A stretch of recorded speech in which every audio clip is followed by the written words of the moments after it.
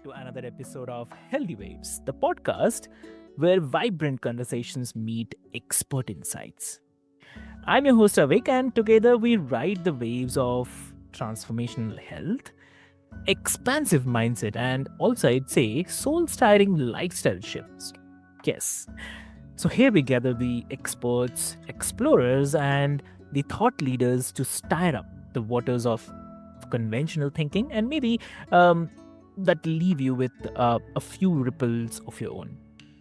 So, dear listeners, today's episode is a kind of an invitation, a soft yet powerful call to slow down, listen deeply within, and also awaken to the wisdom of your authentic self. And we are diving into the themes that touch every one of us, which is the boundaries, self worth, intimacy, and also I would say the alchemy of relationships as the mirrors for growth. Yes. So, dear listeners, lean in because this one's for your heart. So, I'll love to introduce with our guest today.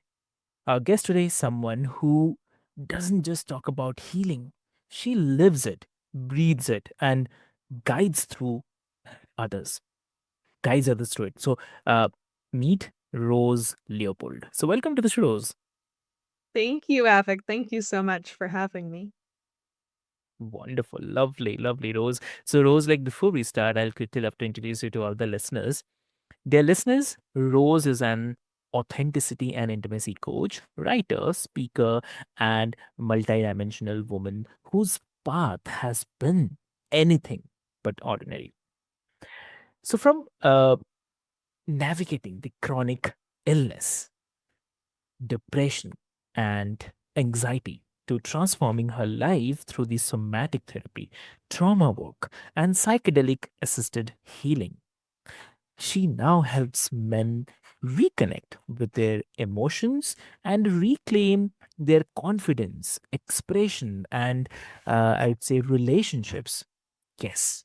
So she is the translator between what men feel and what they say, a bridge between the emotional and the verbal, the internal and the external. Yeah.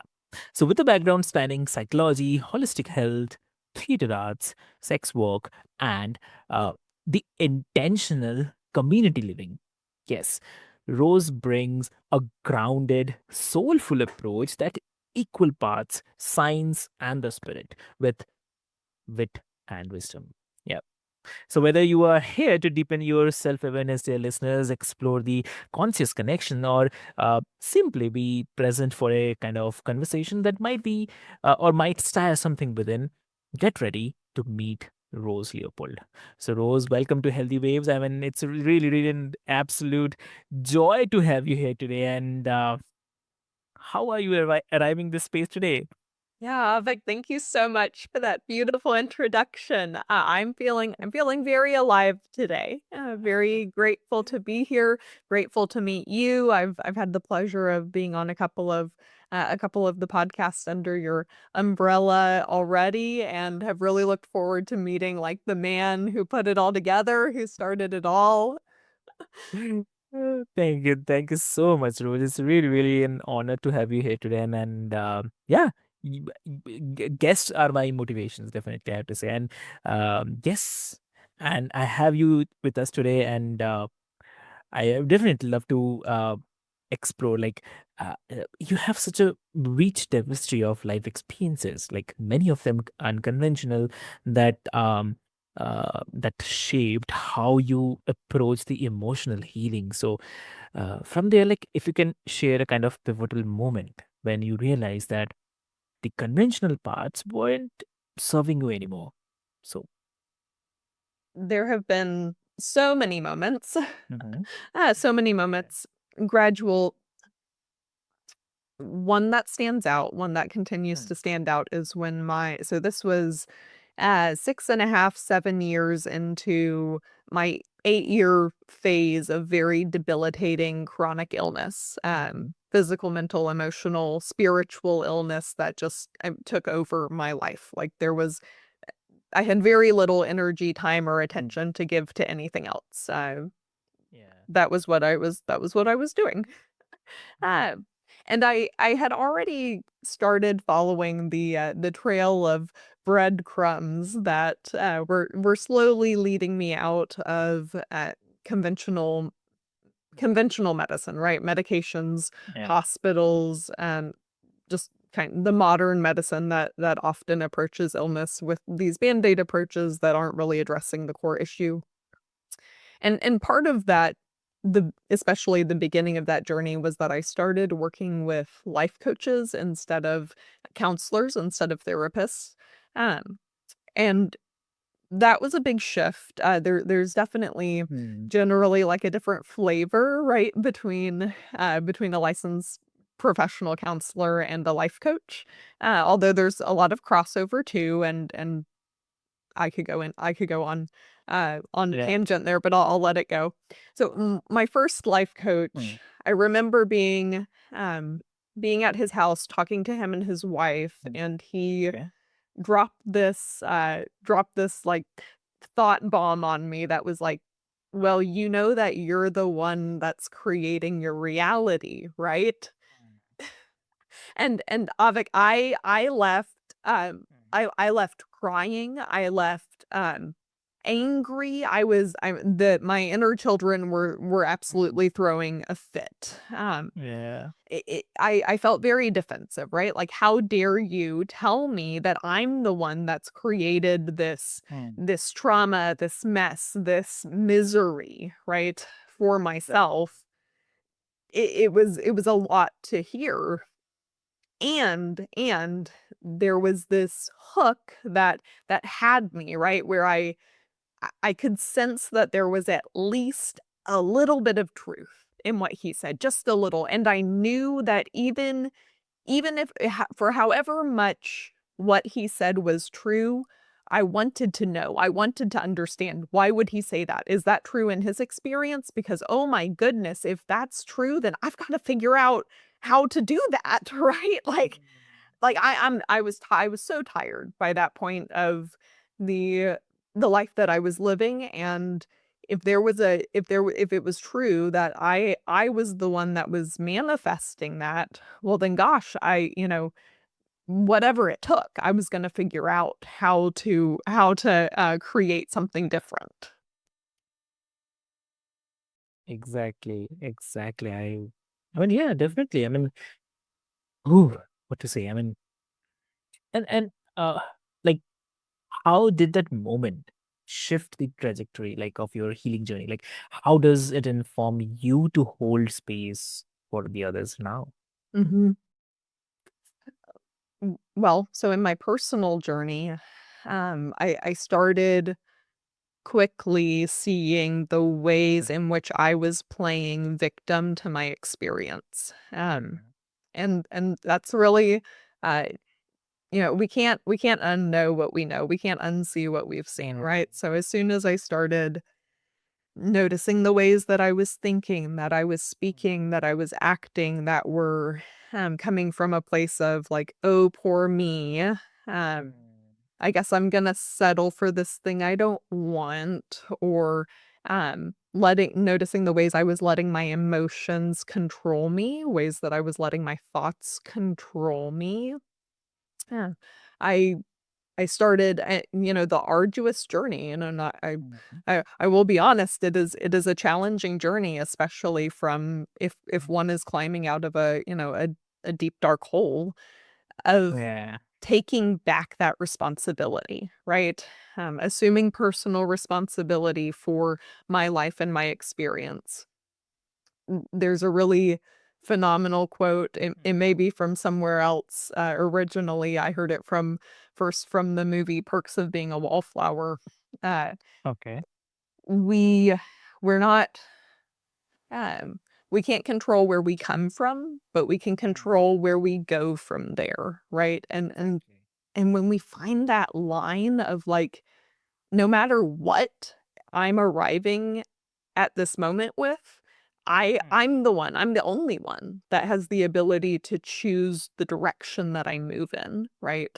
mm, Um, And I know from firsthand experience the amount of self-compassion and gentleness and presence that it has required, like, with the parts of myself that were terrified, Mm, were angry, were judgmental, all these mm, different, emotions that have become so deeply embedded, did feel like the victim, were so convinced that they were the victim of life, right?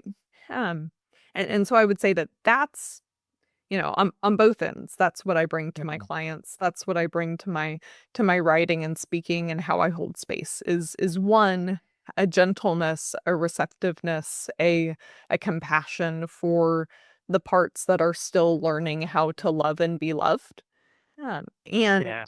on the other hand, a support, an empowerment, a belief, a strong belief, a Mm, knowing that my clients and whoever is choosing to has the capacity to assume responsibility for teaching those parts of themselves how to love and be loved. exactly. Wow. Wow. So so at the beginning we are saying about this slowing down and listening deeply. So um, in a world that glorifies productivity, slowing down and listening within uh, feels like a kind of radical act. So how do you personally practice this? I mean, um, what would you say to someone who struggles to slow down because Mhm. um, they kind of equate stillness with stagnation? So Beautiful, beautiful. Yeah, it is a very different mindset to shift into, and one of the first things that I tell anyone who feels resistant to that idea of slowing down, especially if they have if their nervous system is addicted to moving fast, right? And I think it is important to distinguish that it is a nervous system addiction, not that the person themselves or their consciousness is addicted to moving fast. What I tell them is that in the long run, we're actually slowing down to speed up. When we learn to have more presence, we're actually able to become more efficient.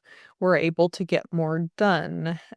This happens through a variety of ways, whether it's that we are able to let go of doing tasks that are mm, not authentic and aligned for us because we're not putting pressure, guilt, shame, etc. on ourselves to continue doing things we don't really want to do.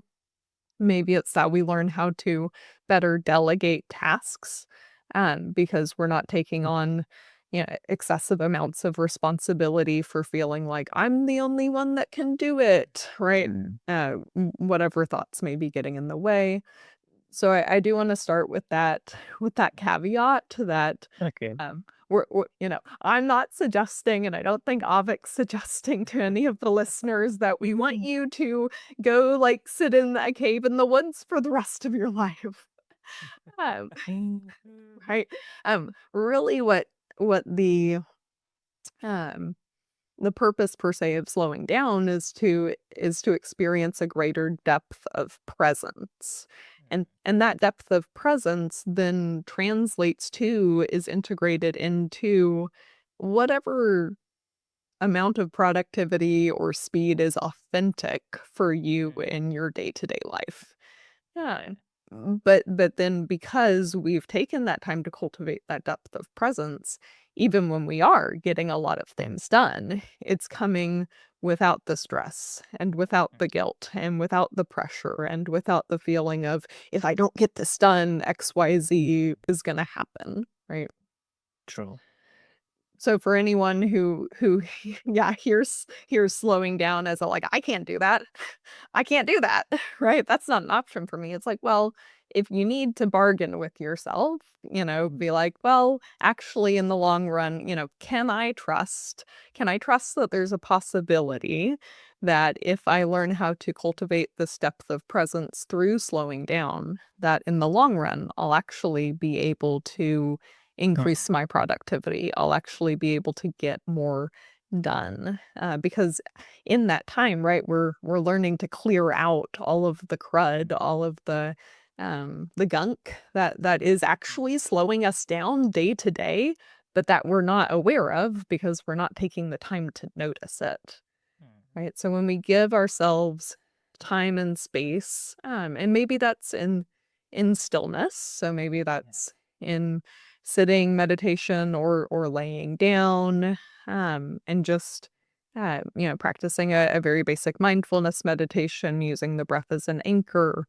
Maybe it's practicing somatic experiencing, noticing sensations as they arise and fall in the body. Maybe that even is too so especially for people who have experienced trauma, you might find that it's hard for you to let your body be still. In which case, something like a walking meditation might fit you better. Mhm. Something like yoga, something like Yeah. breath work, right? That still has a sense of movement in it, right? Can be a great segue into cultivating more stillness, Mm. more silence, more depth, without sending the body into a sense of panic of, "Oh no, we've stopped moving. What's wrong?" Exactly. Wow. Amazing. I mean, I know for me, like, especially as someone balancing multiple shows and um, projects, slowing down often feels like the hardest thing to schedule in. I mean, but when I do, the insights that emerge are kind of transformative. So Yeah, I yeah. I I was thinking about this while I was at Costco this morning, big box store, and I started noticing that I was feeling differently than I had been feeling, like, throughout the morning. I was noticing I wasn't feeling I was feeling more numb. Not numb, I would say, but more numb than I wasn't feeling like Mm. the bright self that walked into Costco, towards Uh-huh. the end of my trip. And I acknowledged like, "Oh, well, there's a lot of stimulation going on Mm. in this store, right? There's a lot of bright lights, there's a lot of colors. It's a very large space with a lot of things in it, a lot of people, a lot of feelings, right? There's a lot to notice. And even though our conscious minds aren't picking up on all of those details, our subconscious minds are picking up on an exorbitant amount of details. Um, and we're just only consciously processing a very small percentage of Mm. them. So, Exactly. so then I'm likening that to the process of, so continuing on for a bit with my Costco example, I took a minute to breathe and to just practice being more present with what was right in front of me. And through that process, the numbness faded away, and things that Mm. were immediately in my vicinity started coming into sharper detail, right? Like I was able to be more present with my space. And this is very similar to the practice of slowing Mm. down and being with what's going on in the inner space, in the mind, in the body, with the emotions, right? Is that especially if you're new to the practice, at first it may seem overwhelming. It may seem like even just white noise, like it's so overwhelming that we may not be able to pick out any details.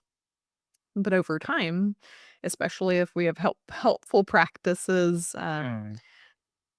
in the yogic realm is always where I point Yeah. people, uh, then we do start to notice things start to pop out, right? We start to notice, contrast, for example, "Oh, this part of my body feels tighter than the areas around it," right? Yeah. "Oh, this part of my body has a habit of feeling warm, right, in the mornings, but then it doesn't feel that way in the evenings." Mm. Oh, these headaches, I've had this thought that I'm getting headaches all the time, but actually now I'm noticing that I only get them after lunch, right? We start to be able to notice in more detail what's going on inside of us. Mm. And then the super cool thing, I'm sure you're familiar with this, Avik, is that our subconscious mind will notice patterns on its own, right? Like we don't even have Yeah. to analyze or keep track of these things that we're noticing. Mm, Over time, our subconscious mind is like our internal scientist, and it will literally keep track of patterns that it observes over time, and it will let us know like, oh, mm, this seems to be happening, right? And then our conscious mind can take action on that if it's appropriate. yeah, exactly. Wow. So, lovely. And regarding authentic self, uh, the word authenticity we hear everywhere, but it's not always easy to embody. And in your work, what does living authentically look like, especially for men who um, might have been conditioned to suppress certain emotions? To my perspective, the way I practice, the way I guide or teach, m- the practice of becoming and embodying authenticity very much Mm, it goes hand in hand. It is essentially the same process that we're talking about here of slowing down and really getting in touch with what is inside me. mm, So many of us are walking around, mm. wearing masks that we have no idea that we have on, Yeah. because we've just become so accustomed to that persona that was given to us, often, in childhood and infancy. We were, like, handed a mask, and, of course, as children, we put it on. We're like, "Oh, this is my job." And then 20, 30, 40, 50, 60 years down the road, some of us, not everyone, but Yeah. some of us start to experience enough discomfort, right, Mm, to start to wonder, is this is this thing that I'm wearing, is that actually me, or is that a mask? mm, But we don't have the awareness, the capacity, the knowledge, mm. the motivation to Yeah. take off that mask until we start to get in touch with deep with ourself, right? With Mm, what's inside, with deeper layers. And that's, it's a it's a double-edged sword might not be the right term here, but there's the dark and the light with it, right? Like on one yeah. side, we get to reap the fruit. We get to harvest the Mm, fruit, of realizing who we are absent of other people's projections. mhm, And the shadow of it is that we often need to move through a lot of discomfort to realize those deeper, more core, true identities, right? Feeling through and letting go of guilt is a mm, big one. Guilt and shame. Uh, uh, I can name many emotions, all essentially rooted in fear, right? yeah. Um, and so it's, this path, the path of Mm, authenticity is not for the faint of heart. mhm, Um, yeah. I something that is a great practice for me that I love doing is um allowing there to be messiness in my life. Mm, Um, mhm, I definitely am a recovering perfectionist, mhm.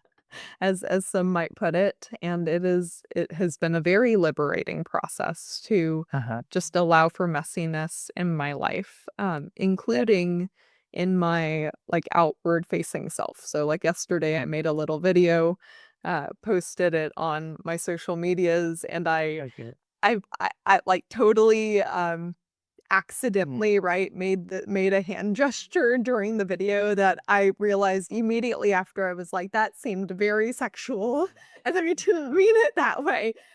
but, like, it I noticed it, right? Maybe other people wouldn't, and I just made a joke about it, like, I called myself out on it immediately and continued on with the video, and I love doing things like that, one, because it helps me move through Right. feelings of embarrassment and messiness and imperfection, but also so that other people can be like, "Whoa, like, she just like, messed up," like, I'm putting that in quotes, on camera, and she didn't start over, right? She didn't do another take.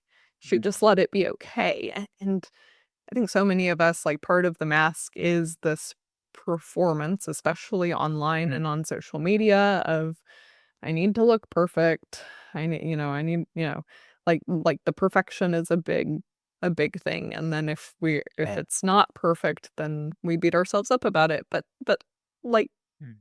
part of the perfection is the mess. Yeah, exactly. Wow. And lovely. I mean, uh, also they talk about the importance of boundaries in creating a life that we love. So, but many of us struggle with that guilt around kind of setting the boundaries, especially when it comes to the relationships. So, uh, how do you guide clients to claim those boundaries and even feel worthy of uh, pleasure and the space? What do you say? Mhm. Yeah, thank you. Thank you for that question, and I'm realizing that I didn't really apply your last question to my clients, so I'll wrap all of that up in this in this answer. Mm, sure. As we get deeply in touch with ourselves, as the masks fall off, Mm, we get more in touch with our true character. Okay? We get more in mhm, touch we we get more in touch with yeah, like who am I as an mm, individual? What part do I play in this life? And many of us, that part will shift and morph throughout our lives. mm, And still there's a sense that we really get in touch with of who who I am. mhm. And as we start to get more and more in touch with that, we start to really notice when we stop feeling it, right? Yeah. Hmm. So the way that I've come to think of boundaries at this point in my development is just, can I notice where the edges or the outline of my character are, um, Okay. and then allow those to relate authentically to my environment. So Mm, when I first started consciously practicing boundaries, I was much clumsier.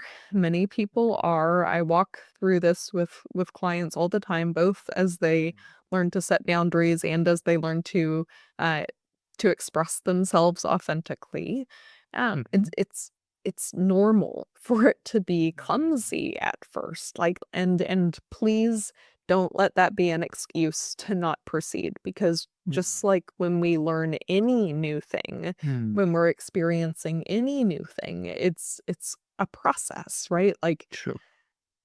think of it as learning to walk, right? Like, you didn't just get up and walk one day. Like, you first learn to, wiggle your torso and turn over, and then you learn to push your chest up, and then to scoot or crawl, and then get your feet under you and squat, right? And then use your leg strength to stand up, and you probably fell down at least a few times. Yeah. So boundaries are the same way. Practicing and embodying authenticity is the same way. Um, Oh. and as we and what I encourage, so I encourage my clients to give themselves a lot of grace and compassion, in in that it won't be perfect or pretty at first. And certainly in my own experience as well, I